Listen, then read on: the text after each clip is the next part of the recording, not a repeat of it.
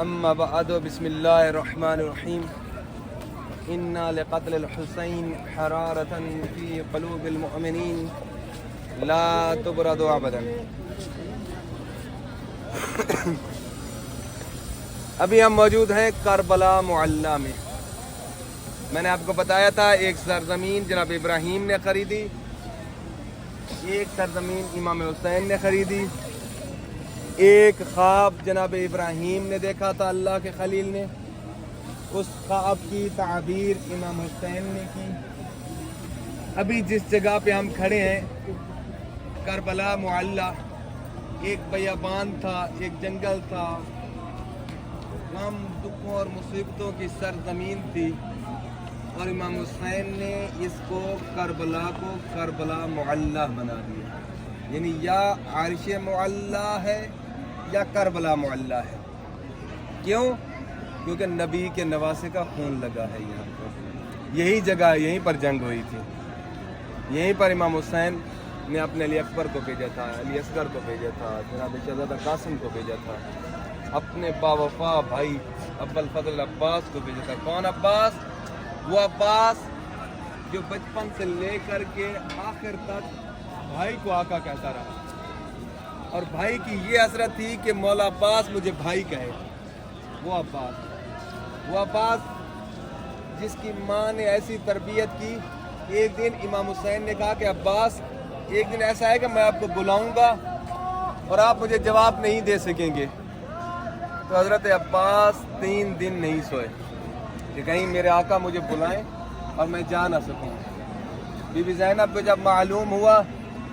کہ حضرت عباس کئی دن نہیں سوئے، تو بی بی زینب نے مولا حسین کو کہا کہ عباس کو کیا کہا ہے کہ وہ کئی دن سے نہیں سوئے۔ پھر مولا حسین نے حضرت عباس کو بلایا، کہا عباس واقعاتاً وہ دن، جب اس دن میں آپ کو بلاؤں گا آپ نہیں آئیں گے، کیونکہ آپ اس وقت نہیں ہوں گے، اس دن آپ اس دنیا میں نہیں ہوں گے جب میں آپ کو پکار رہا ہوں گا۔ اور ویسے ہی مولا حسین نے سب کو پکارا تھا جب سواری پہ سوار ہونے لگے تھے۔ اور یہاں پر بین الحرمین میں، کیونکہ مولا حسین کا حرم اور مولا عباس کا حرم، میں اکثر واقعہ سناتا ہوں کربلا کے اس شہید کا جو کربلا پہنچنے سے پہلے یتیم تھا، جس کے باپ کا نام ہے امام حسن، امام حسن کے بیٹے ہیں اور ان کا نام ہے قاسم بن حسن۔ اس کی عمر کتنی ہے؟ آپ کی 13 سال کی عمر ہے۔ جا رہے ہیں بار بار اپنے چچا سے اجازت لینے کے لیے، لیکن اجازت نہیں مل رہی۔ اور جیسے ہی 10 محرم کی رات کو میں آپ کو خیمہ گاہ میں دکھاؤں گا کہ مولا حسین، مولا عباس اور شہزادہ علی اکبر ایک دوسرے سے مباحثہ کر رہے تھے کہ چچا کل پہلے میں جاؤں گا کیونکہ آپ میرے باپ کی کمر ہیں، اور مولا عباس کہہ رہے تھے نہیں اکبر پہلے میں جاؤں گا کیونکہ آپ میرے آقا کی آنکھوں کا نور ہیں۔ اتنے میں شہزادہ قاسم ہے اور کہا کہ پہلے میں جاؤں گا کیونکہ میں نہ کسی کی آنکھ کا نور ہوں نہ کسی کی کمر کا زور ہوں۔ تو اس وقت مولا حسین دوڑتے ہوئے آئے اور کہا قاسم آپ ہم سب کی آنکھوں کا نور ہے، کیونکہ جو یتیم بچہ ہوتا ہے وہ پورے خاندان کو پیارا ہوتا ہے۔ یتیم بچہ اگر گرتا ہے تو ایک صرف ماں نہیں پورا خاندان دوڑے آتا ہے کہ یہ یتیم ہے اور گر گیا ہے۔ اور وہی بار بار اپنے چچا سے اجازت مانگنے کے لیے روایت میں ملتا ہے کہ 17 بار قاسم امام حسین کے پاس آیا اجازت مانگنے کے لیے، اور امام حسین نے شہزادہ قاسم سے پوچھا قاسم آپ کے نزدیک موت کیسی ہے؟ شہزادہ قاسم نے کہا احلی من العسل، کہ میرے نزدیک موت شہد سے بھی میٹھی ہے۔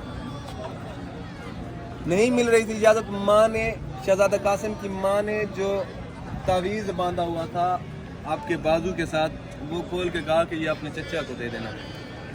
وہی تعویذ لے کے امام حسین کے پاس آئے۔ اس پہ کیا لکھا ہوا تھا؟ لکھا ہوا تھا السلام علیکم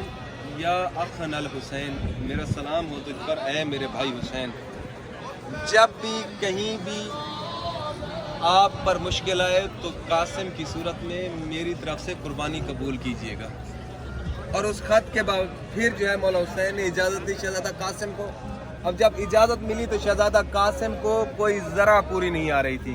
کیونکہ 13 سال کا سن ہے، نہ علی اکبر کی آ رہی ہے نہ حضرت عباس کی آ رہی ہے۔ ذرا کیا کرتی ہے، اس کا کیا فائدہ ہے، کیوں پہنی جاتی ہے؟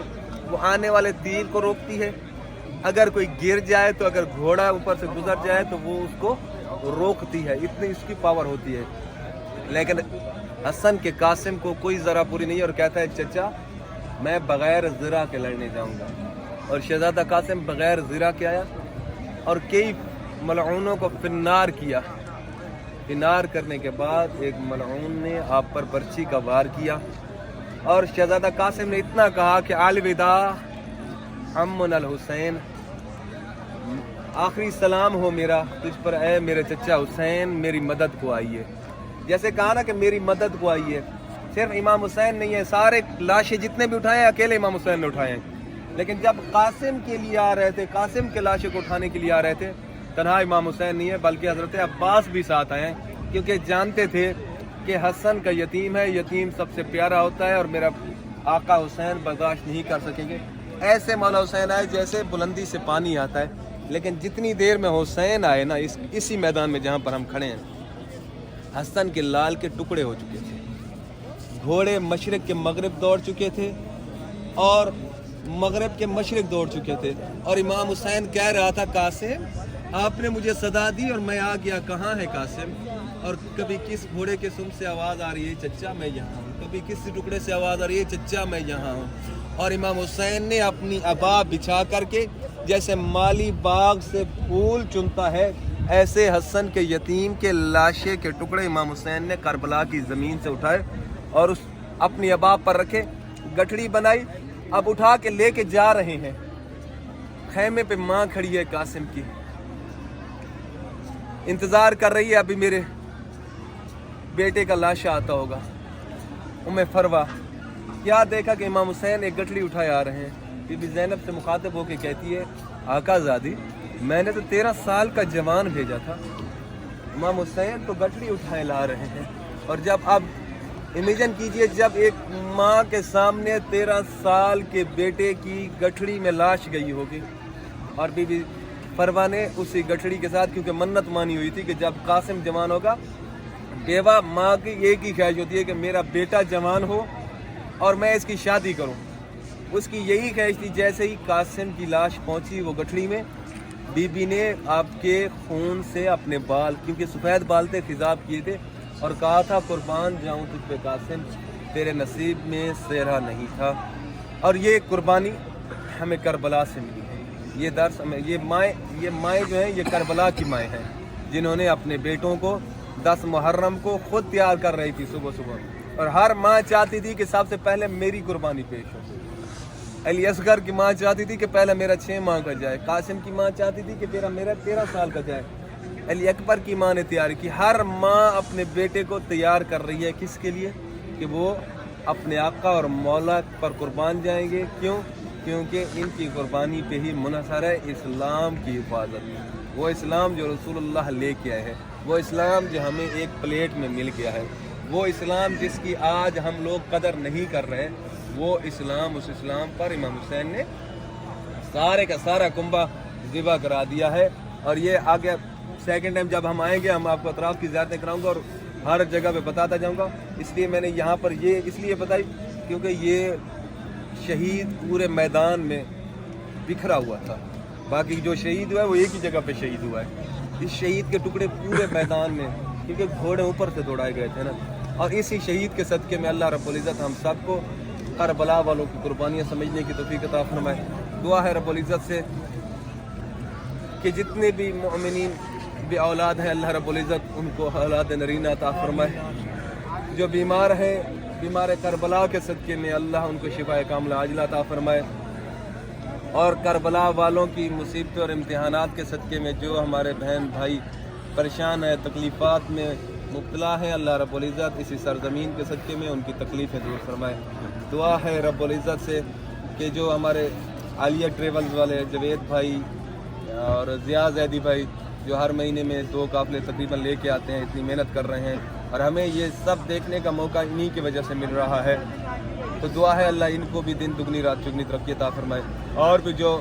ان کے ساتھ کام کرتے ہیں، زمزم ہو گئے یا جتنے بھی صدائے حرم ہو گئے، جتنے بھی ہیں، اللہ ان کو بھی دن دگنی رات چگنی ترقی عطا فرمائے، اور امام مہدی کے ظہور میں تعجیل فرمائے تاکہ نظام عدل قائم ہو، اور دعا ہے رب العزت سے کہ ہمیں امام مہدی کے ایمان انصار میں شمار فرمائے. اللہم صلی علی محمد و علی محمد.